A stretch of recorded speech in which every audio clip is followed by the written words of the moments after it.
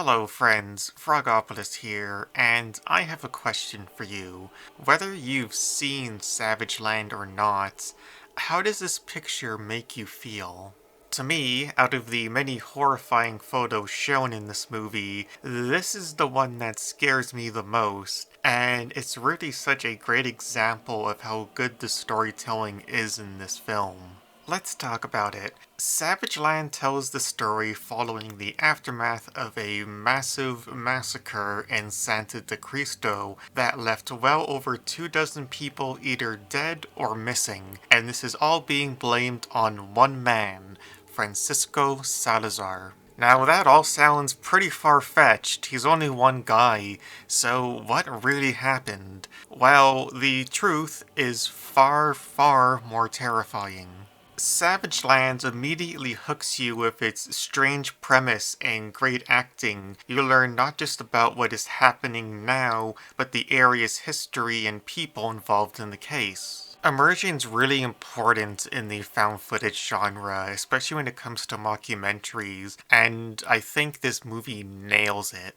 Something that also helps is the unfortunate, very real reality that this takes place in Arizona in a border town. The very open prejudice against Francisco, especially being an undocumented immigrant, is on full display here. Really, if you were to take out more of the more out there elements of this movie, it really wouldn't be that far-fetched to think of a bunch of townsfolk putting a guy to death for something he didn't do just because he was in the wrong place at the wrong time and he was a foreigner. They do a fantastic job presenting all these different points of view on what happened, and you have all these characters that are very naturally fleshed out as the movie goes on. But back to poor Francisco. Francisco had one thing going for him. He was an amateur photographer, and on the night of this horrible tragedy, he took a lot of pictures. When these pictures are found and presented by the documentary crew, we finally get to see what really happened. I really like the guy they brought in as the professional photographer. He's played by Len Wein, who created Wolverine, and I just thought that was pretty neat. When we start seeing these photos, it's immediately apparent that something is not right. And that feeling only grows when we learn from Len that all of these photos are authentic and there is no way they could have been faked. Importantly, we also have Francisco's interrogation footage, and he says something that really starts to paint a picture. He tells the interrogator that it doesn't matter what you do to me because they're still out there,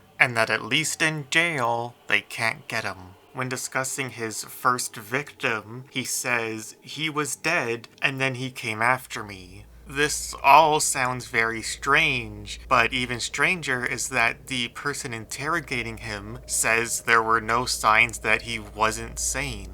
No Montez, who plays Francisco, is really good here, and it's more impressive when you see that he doesn't really have a background in acting. He's only been in this and one other film. In real life, he's a professional photographer. Before they even got to really showing the photos, I was already invested just because of how well they've built it up. Speaking of the photos, we finally get a closer look, and this is why I love this picture. The sheer dread it invokes, knowing it's the start of something devastating, and if you've seen the movie, you'll know the sheer chaos that is about to happen. I also really like it because if you were to show it to me and I had no prior knowledge of the movie before this, I would just think there was something very off about it, and it would get more unnerving the more I look at it. From here, we see one photo after the other, and what I like is that there's this guy named Carlos who's going along the steps of where he thinks Francisco may have gone. So we kind of get an idea in the present time of where he went and what he may have done. I also like how they got an actual journalist called Lawrence Ross to be part of the movie. It just gives things an extra air of realism. I love how each photo told a story, and it would take time to show how different people react to it. And the more photos you see, the more questions you have, especially since a good amount of these figures do not look human. Out of all the photos, this one is my favorite because it looks cool and it also caught me off guard. Because so far I think, okay, it's zombies, but then you see this and it looks like these people are dancing or coordinating in a circle. I don't know what to say. Also, some of these things running around look like wraiths. But we also have to keep in mind that Francisco was running for his life while snapping these photos, so obviously things are going to be clear. These pictures are designed to unnerve you and let your imagination run wild. Back to the interviews, we hear from the victims' families. The emotion here is just so well conveyed, and you can really feel their loss even though this is all fictional. You learn a bit more about them, and this really adds to the horror and immersion of it all. They very well sell the idea that these were real people, despite how out there the premise is. And of course, if the more you see and the more details you learn, it becomes more impossible that Francisco could have done any of this, and it makes it more absurd that there's some people doubling down that he did. As we start getting near the end of the photos, we hear a harrowing phone call from within a church as a family is holed up in there. This family are actually close to Francisco as he's worked for them. We hear the father, who is terrified and desperate, and for the sake of YouTube, does something unthinkable. This, along with the final few photos, are genuinely horrific. And it's very clear, especially from Francisco's interrogation footage, that he was trying to help people. By the end, you get a good idea that even the people who are trying to say that it was all Francisco's fault know the truth, and that the truth is more horrifying than they'd like to imagine.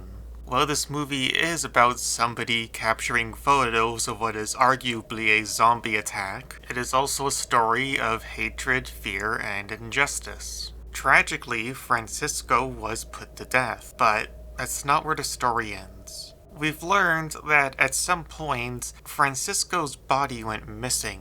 And even when Francisco was still buried, these horrifying murders were still happening.